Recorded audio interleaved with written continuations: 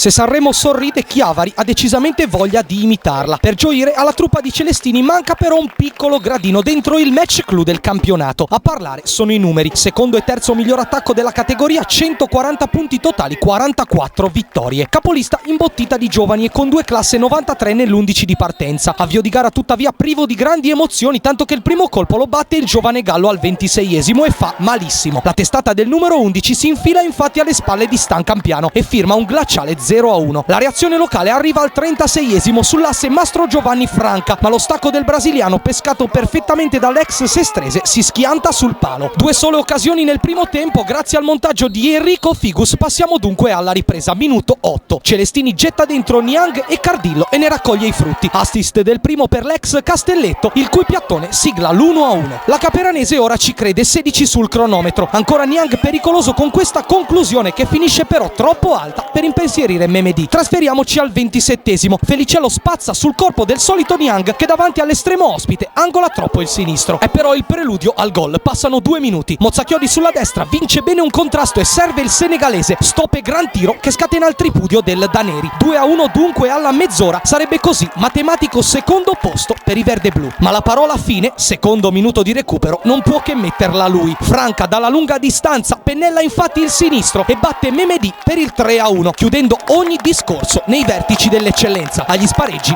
vola la Caperanese di Costanzo Celestini.